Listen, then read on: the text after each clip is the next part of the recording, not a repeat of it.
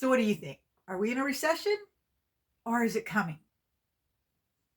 Personally, I think we've been in a recession for quite a while now.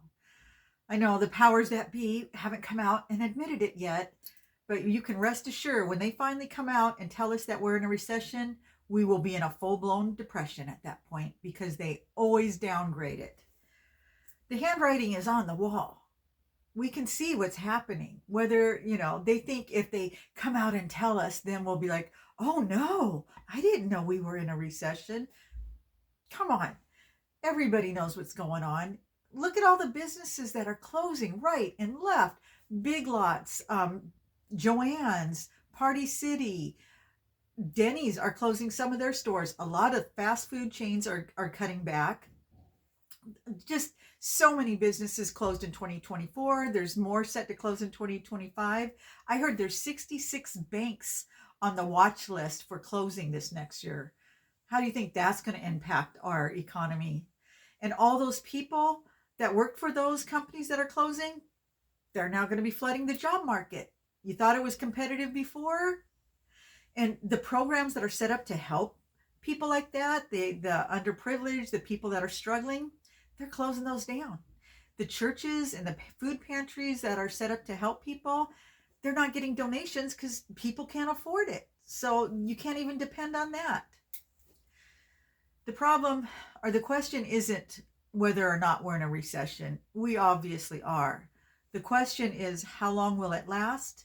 And what are we going to do to get through it? I don't know how long it'll last.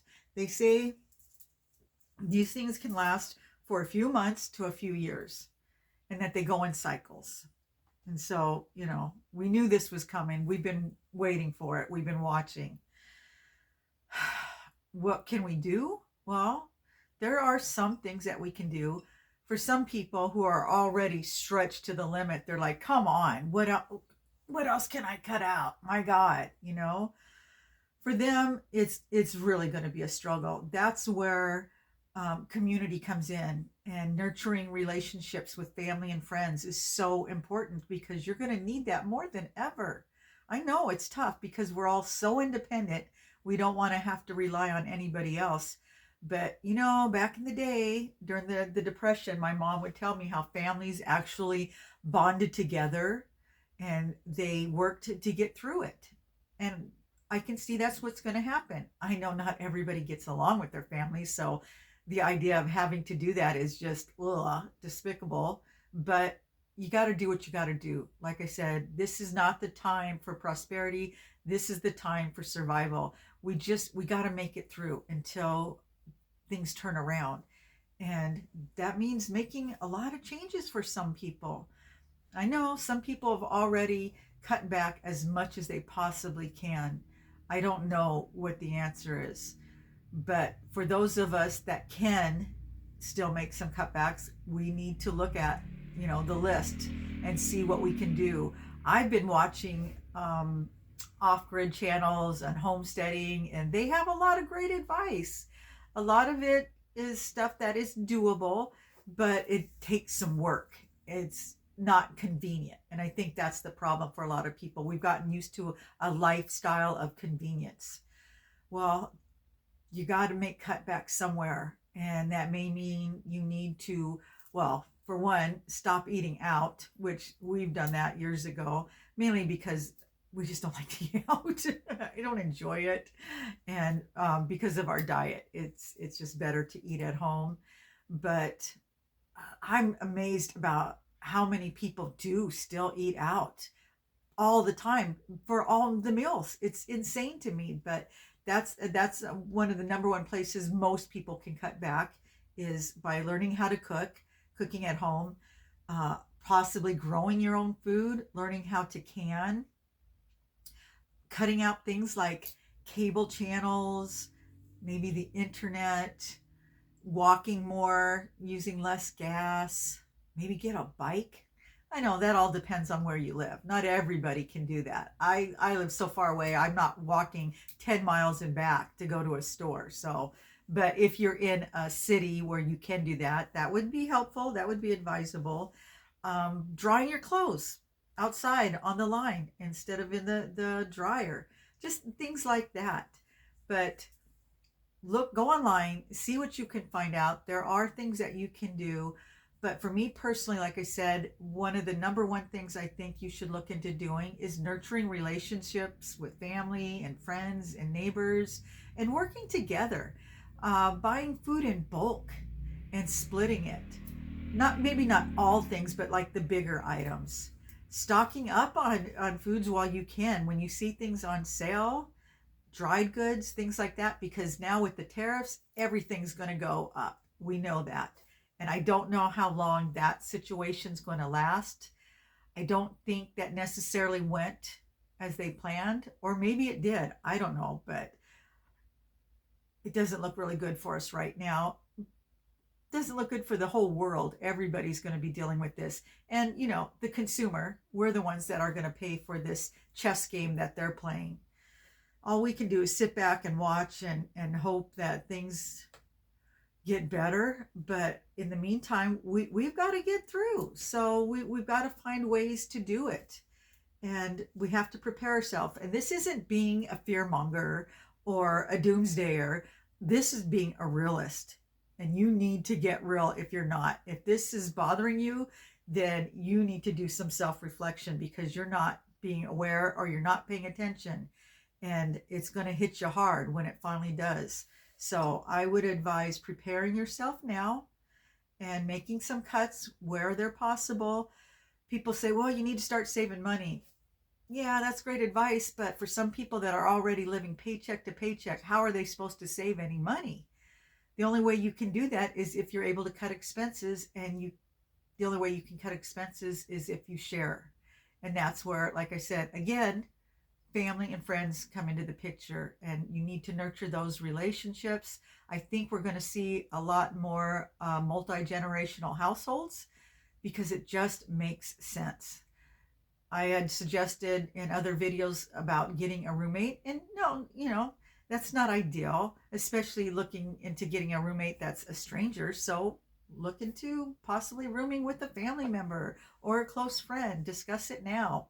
Maybe there's somebody else that is in a similar position that would appreciate that. Maybe you could bring it up to them. And it may not be forever. It may just be for a time. It's nice to have support. It's nice to have, you know, community.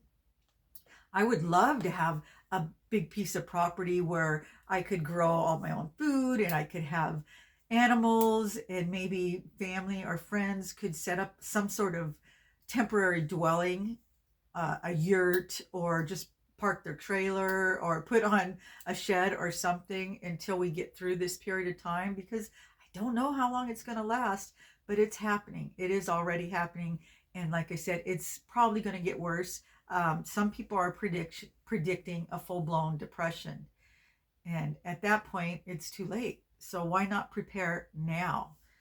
And go online, do your research. I recommended that book, Possum Living.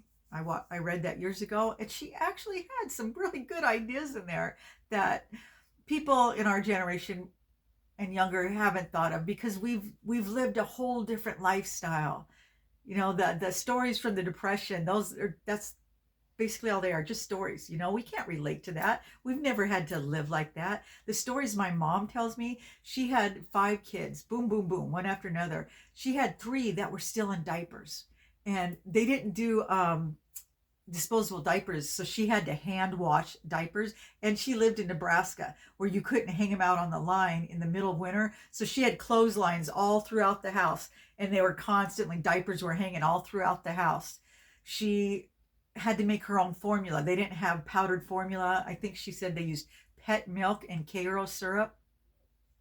So she was constantly making up batches of formula for the babies, and it just sounded awful. But you know what? She did it. She raised 7 kids, and she did it. She didn't have a car. She stayed at home, had all these kids running around. That sounds like Wonder Woman. I can't even fathom it. I raised my kids on disposable diapers and canned formula, and I had a car, and life was so different. So when we hear those stories, it's like something out of the movies, like, The Grapes of Wrath, which, by the way, if you haven't watched that, you should watch that. That could become our new reality. Families driving from farm to farm to help them pick their crops just to make a living. Now that we've gotten rid of all the people that do that work, somebody's going to have to do it. And those people aren't going to want to pay any more than they were paying. Who's going to work for those wages? But, oh well, that's another thing. But right now, we've got to figure out how to get through this time.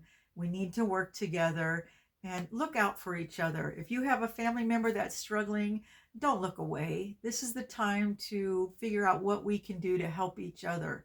I don't think it's forever. Hopefully it'll be very short-lived, but it could be a few years.